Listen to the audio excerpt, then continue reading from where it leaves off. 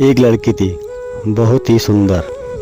जितनी सुंदर थी उतनी ही ईमानदार। न किसी से झूठ बोलना, न किसी से फालतू की बातें करना, बस अपने काम से काम रखना।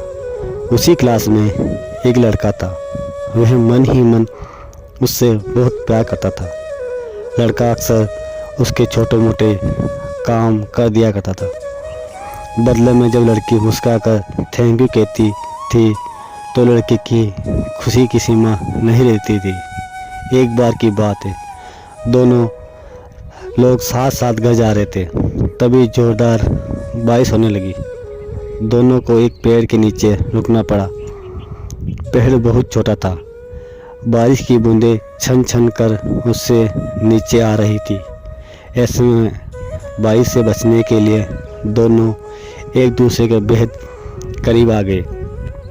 लड़की को उतना करीब पाकर लड़का अपने जज्बातों पर काबू नहीं रख सका।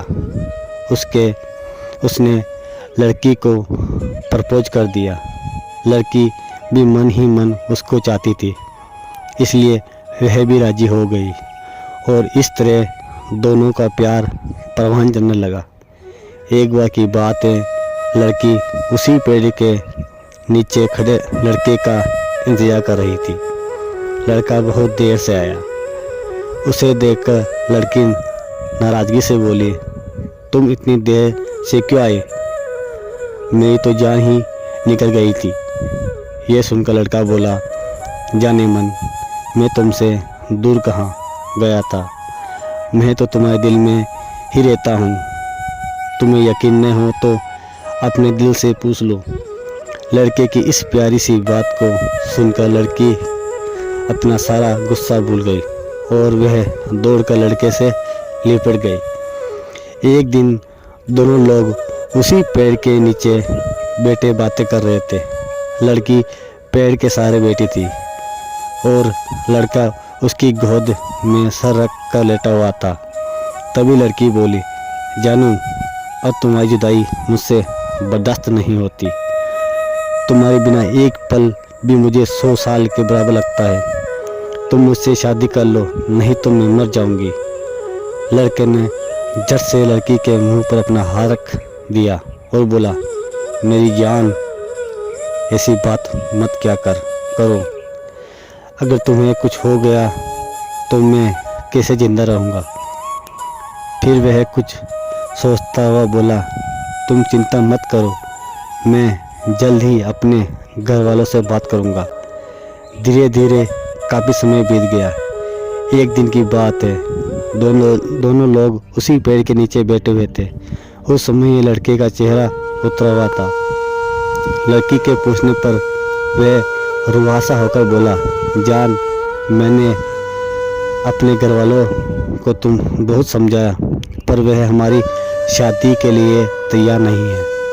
उन्होंने मेरी शादी कहीं और पक्की कर दी है। यह सुनकर लड़की का कलेजा फट पड़ा। उसका मन हुआ कि वह जोर जोर से रोई, लेकिन उसने अपने जज्बात पर काबू पा लिया और बोली, मैंने तुमसे सच्चा प्यार किया है, मैं तुम्हें कभी भुला नहीं सकती। प्लीज़ मुझे माफ़ कर देना। लड़का धीरे से बोला, वैसे अगर तुम चाहो तो अब से हम एक अच्छे दोस्त रह सकते हैं। लड़की यह सुनकर जोर जोर से रोने लगी। लड़के ने उसे समझाया और फिर दोनों लोग रोते हुए अपने अपने घर चले गए। देखते ही देखते लड़की की शादी का दिन आ गया। लड़के को यकीन था कि उसकी शादी में उसकी दोस्त जरूर आएगी, पर ऐसा नहीं हुआ। हाँ, लड़की का भेजा हुआ एक गिफ्ट पैक उसे जरूर मिला। लड़के ने कांपते हाथों से उसे खोला। उसे देखते ही वह बेहोश हो गया।